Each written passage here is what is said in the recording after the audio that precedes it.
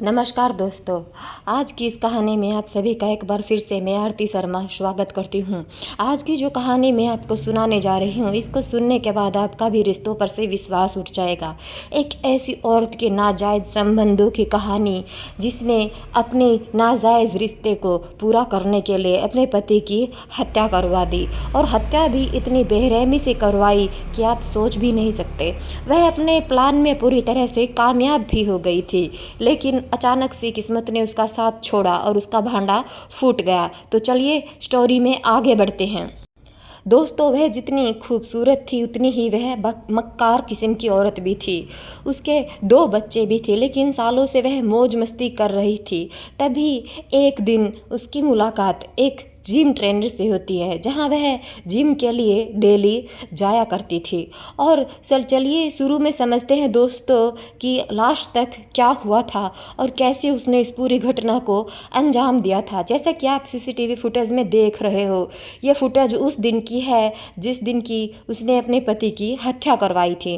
वैसे तो उसने सावधानी बहुत बरती थी, लेकिन फिर भी वह असफल रही। 2021 को हरियाणा के पानीपत में एक एक्सीडेंट हो जाता है। इस हादसे में विनोद बराड़ा के पैर टूट जाते हैं, लेकिन विनोद की जान बच जाती है। जिस मिनी ट्रक से एक्सीडेंट हुआ था वह पंजाब का था, और उसका ड्राइवर भी पंजाब के भटिंडा का रहने वाला था। ड्राइवर का नाम था देव सुनार। एक्सीडेंट के बाद देव सुनार पर मुकदमा दर्ज हो जाता है और मामला कोर्ट में चला जाता है। कुछ महीने के बाद आरोपी देव सुनार को जमानत मिल जाती है, और एक्सीडेंट के लगभग 2 महीने के बाद 10 दिसंबर को वह भागकर विनोद के पानीपत आ जाता है और विनोद भराड़ा से माफ़ी मांगता है कि मुझे गलती हो गई, मैं तुम्हारा पैर नहीं तोड़ना चाहता था, प्लीज़ तुम अपना केस वापस ले लो और मुझसे समझौता कर लो। लेकिन विनोद भराड़ा ने सुलह करने से साफ इनकार कर दिया।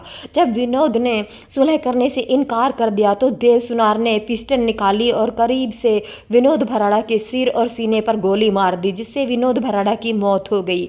जिस समय देव सुनार विनोद भराड़ा को गोली मारता है, उस समय घर पर विनोद भराड़ा के अलावा उसकी पत्नी निधि भराड़ा और बच्चे थे। अपने पति की सरेआम हत्या होते देख निधि भराड़ा की चीख निकल गई। खास बात यह है कि देव सुनार ने घर के अंदर दाखिल होते ही दरवाज़ा अंदर से बंद कर लिया। आखिर गोली मारने के बाद वह खुद घर से भागा क्यों नहीं? पड़ोसी के लोगों ने देव सुनार को दबोच लिया और सूचना मिलते ही फौरन पुलिस पहुंच गई।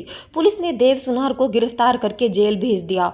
पुलिस के लिए यह मामला बहुत ज़्यादा पेचीदा नहीं था, क्योंकि देव सुनार ने एक्सीडेंट वाले केस में जमानत के बाद सुलह समझौते की बात थी, लेकिन विनोद इस पर राजी नहीं हुआ था और देव सुनार ने गुस्से में आकर विनोद की हत्या कर दी। शायद कोर्ट के लिए भी यह मामला पेचीदा नहीं था, तभी तो केवल 2.5 साल में ही इस केस में फैसला आ गया। लेकिन पहले कि इस पूरे मामले में कोर्ट का फैसला आता, एक दिन इस पूरे मामले में व्हाट्सएप की वजह से पूरी सुई घूम गई। इसी महीने जून में एसपी अजीत शेखावत के मोबाइल पर ऑस्ट्रेलिया से एक मैसेज आया, और मैसेज भेजने वाले ने कहा कि मैं यहाँ पर जॉब करता हूँ, और सर जो इस केस में जो फैसला होने वाला है वह मेरे भाई के पक्ष में नहीं है, क्योंकि जो भी फैसला आ रहा है उसमें कहीं ना कहीं कुछ गड़बड़ है। क्योंकि जो मेरा भाई है विनोद भराड़ा, उसकी हत्या में जिसका हाथ है वह उसकी कहीं ना कहीं पत्नी ही हो सकती है, क्योंकि विनोद भराड़ा का भाई का शक उसकी पत्नी पर था। इसीलिए वह शेखावत से रिक्वेस्ट करता है कि इस पूरे केस की दोबारा से छानबीन की जाए।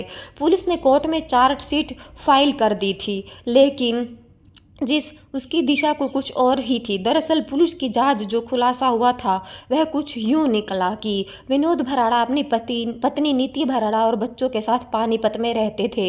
विनोद एक कंप्यूटर सेंटर चलाते थे, अच्छा खासा कारोबार था। पत्नी घर पर ही काम करती थी। विनोद ने अपनी पत्नी से कहा कि तुम घर पर ही रहती हो, वर्कआउट काम ज़्यादा होने की वजह से तुम मोटी होती जा रही हो, इसलिए जिम ज्वाइन कर लो और अपनी फिटनेस का ख्याल रखो। उसके बाद निधि भराड़ा ने पास के ही एक जिम जिम में जाकर एक्सरसाइज करनी शुरू कर दी। जिम ज्वाइन करने के कुछ ही दिनों के बाद निधि भराड़ा को जिम ट्रेनर पसंद आ गया और धीरे धीरे निधि जिम ट्रेनर सुमित के करीब होने लगी। सुमित जिस ट्रेनर देखने में ठीक ठाक था, बॉडी बिल्डर था, अच्छी खासी कद काठी थी और अच्छा डोल सोल था, सब कुछ देखकर निधि को सुमित से प्यार हो गया। उधर निधि की खूबसूरती देखकर सुमित की नीयत पहले ही दिन खराब हो गई थी। चुस्त कपड़ों में निधि को ट्रेनिंग देते हुए सुमित की नज़र निधि के अंगों पर जा टकराई। इस दौरान सुमित भी निधि के हाव भाव से हल्का फुल्का समझ गया था कि वह भी पिघल रही है। दोनों के दिल एक दूसरे के लिए धड़कने लगे। बस सुमित ने पहल करने का इंतजार किया। निधि सुमित को सिंगल नहीं दे रही थी। वह समझ रही थी कि सुमित उसके प्यार में पागल है, लेकिन निधि अभी भी थोड़ा इंतजार करवाना चाहती थी। आखिर एक दिन जब निधि ने पहल करते हुए सुमित से अपने दिल की बात कही तो पहले से ही इंतजार कर रहे सुमित ने भी इसको गनीमत जानकर फौरन एक्सेप्ट कर लिया। अब उसके बाद निधि और सुमित तो कस्टमर और ट्रेनर थे, लेकिन दोनों एक दूसरे को प्यार करने लगे थे। अब निधि का मन घर में कम और जिम जाने में ज़्यादा लगने लगा। वह जल्दी से जल्द घर का काम निपटाकर जिम के लिए निकल जाती थी। इस तरह समय बीत गया, यहाँ तक कि निधि और सुमित एक दूसरे के साथ फिजिकल भी होने लगे। उधर निधि का पति इन सब बातों से अनजान अपने काम में लगा हुआ था। विनोद भराड़ा अपनी पत्नी निधि से बहुत प्यार करता था और उसकी हर ख्वाहिश पूरी करता था, क्योंकि पैसे की कोई कमी नहीं थी। उधर निधि और सुमित दूसरी दुनिया में मस्त थे। दोनों इश्क लड़ा रहे थे। जिम जाने के बहाने सुमित घूमने निकल जाया करता, कभी होटल जाते और कभी कहीं और चले जाते। समय बीतता रहा और इस तरह दोनों एक साथ मौज मस्ती करने लगे। तभी एक दिन निधि के पति विनोद भराड़ा ने सुमित और निधि को एक साथ देख लिया। इसको लेकर विनोद और निधि के बीच में खूब लड़ाई भी हुई। तभी से विनोद ने निधि को रोकना टोकना शुरू कर दिया, लेकिन अब रोकने से क्या होता, अब तो इश्क परवाना चढ़ चुका था। यह दोनों कहाँ रुकने वाले थे। जब बहुत ज़्यादा रोका टोका तो एक दिन निधि और सुमित बैठकर प्लान बनाते हैं कि हम दोनों में अगर एक साथ रहना है तो विनोद को बीच से हटाना होगा।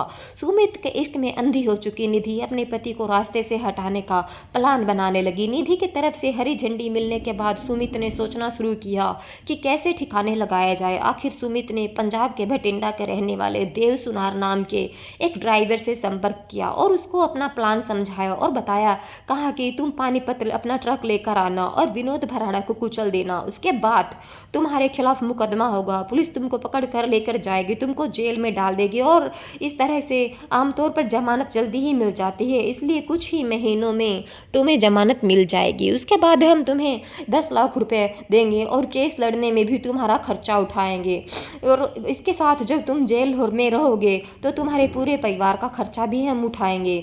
देव सुनार राजी हो गया और उसके बाद वह दोनों एक मिनी ट्रक लेकर जिसके साथ एक्सीडेंट करवाया था और जिस दिन एक्सीडेंट होना था यानी 5 अक्टूबर 2021 को, उस दिन फ़ोन पर सब कुछ निर्देश दिए जा रहे थे। निधि ने देव सुनार को बताया कि मेरा पति घर के बाहर रोड के किनारे बैठा हुआ है, तुम आकर कुचलते हुए चले जाओ। बस इसी प्लान के मुताबिक देव सुनार अक्टूबर को पानीपत में आकर विनोद भराड़ा को कुचलने की कोशिश करता है, लेकिन विनोद की किस्मत अच्छी थी कि उस दिन वह बच जाता है। केवल पैर टूटता है और कुछ दूसरी चोटें आती है। इस तरह इलाज के बाद धीरे धीरे विनोद ठीक हो जाता है।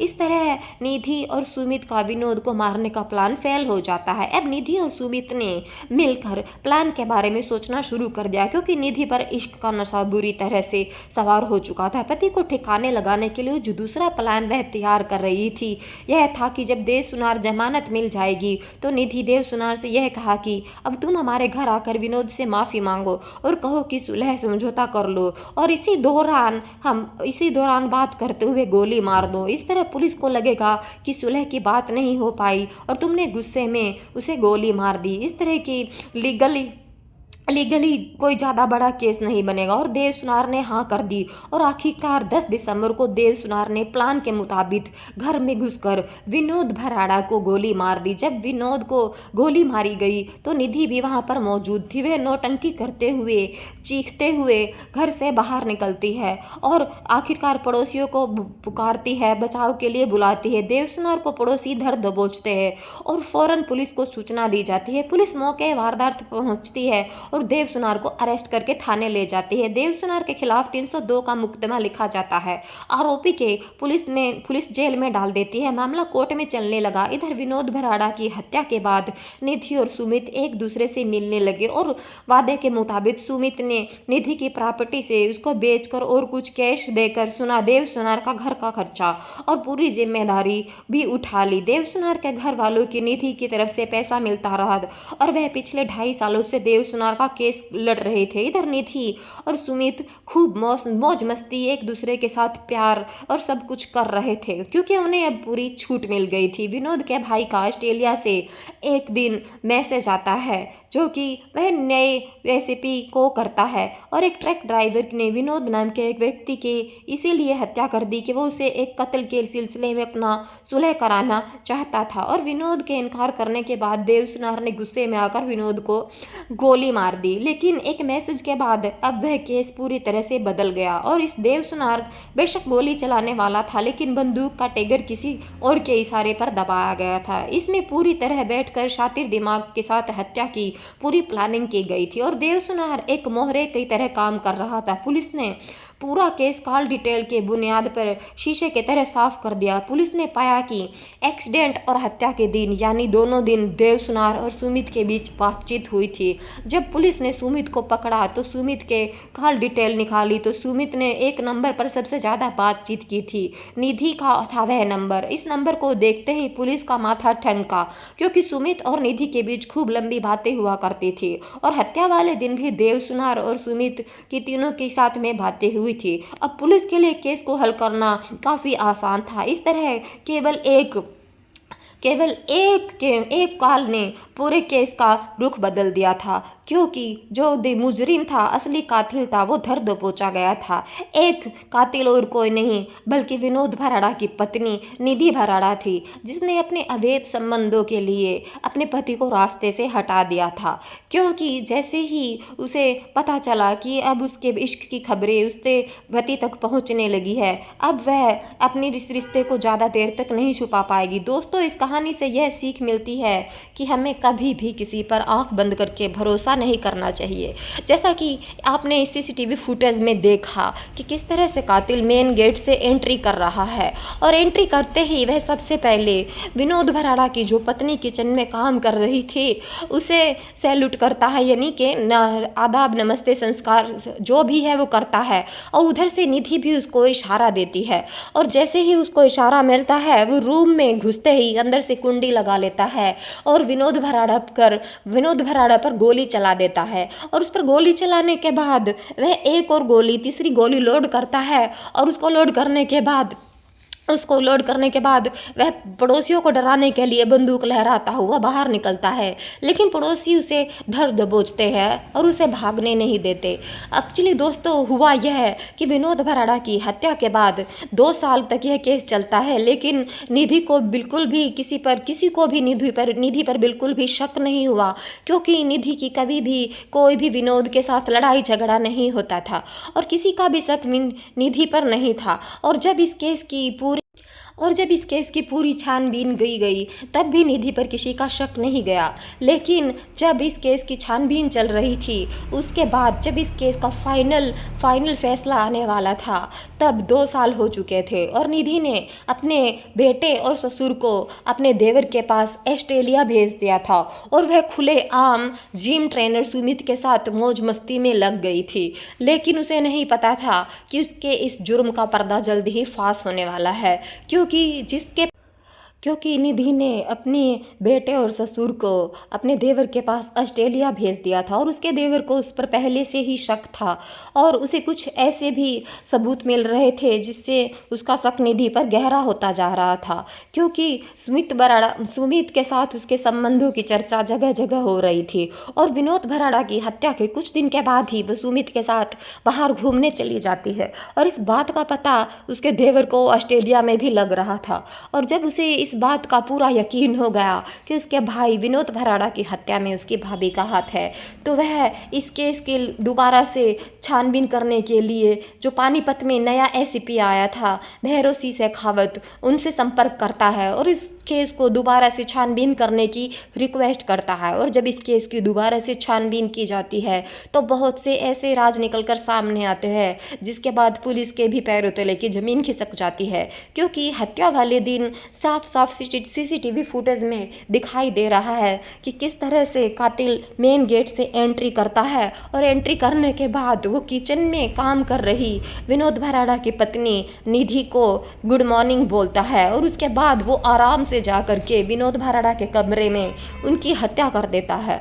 और जब इस पूरे मामले का तह तक पुलिस जाती है तो एक ऐसा सच निकल कर सामने आता है जिसे सुनने के बाद आपको भी यकीन नहीं होगा। विनोद भराड़ा अपनी पत्नी से बहुत प्यार करते थे और वह इस पर बहुत विश्वास भी करते थे, लेकिन निधि ने उनके विश्वास को चूर चूर कर दिया था, क्योंकि निधि ने अपने नाजायज संबंधों के लिए अपने पति को मरवा दिया था। तो आप देख सकते हैं दोस्तों सीसीटीवी फुटेज में कातिल किस तरह से बेखौफ होकर के अंदर कम घर में दाखिल होता है और उसके बाद वह मेन गेट से अंदर दाखिल होता है और उसके बाद घर के अंदर आने के बाद किचन में काम कर रही निधि के साथ भी वह बात करता है। और इस तरह से सिर्फ एक सीसीटीवी फुटेज की वजह से निधि भराड़ा का पर्दाफाश हो जाता है, वरना अगर ये सीसीटीवी फुटेज ना होती तो निधि का ये पूरा का राज ही रह जाता और कभी भी पुलिस इस कातिल तक नहीं पहुंच पाते। तो दोस्तों इस पूरी घटना को सुनने के बाद आपकी क्या राय है हमें कमेंट बॉक्स में बताइएगा, और आप कहाँ से हमारी वीडियो देख रहे हो ये भी बताइएगा। इस पूरी घटना को सुनाने का हमारा उद्देश्य किसी को दिल दुखाना या किसी को परेशान करना नहीं है, बल्कि आपको जागरूक करना है ताकि समाज में हो रही इस तरह की घटनाओं से आप रूबरू होते रहे। दोस्तों ऐसी महिलाओं को क्या सज़ा मिलनी चाहिए ये भी हमें कमेंट बॉक्स में बताइएगा, जिसने अपने नाजायज संबंधों के लिए और अपने इन घटिया इरादों को पूरा करने के लिए अपने पति की हत्या करवा दी। उस औरत ने एक बार भी अपने बच्चों की तरफ नहीं देखा। दोस्तों जय हिंद, जय भारत।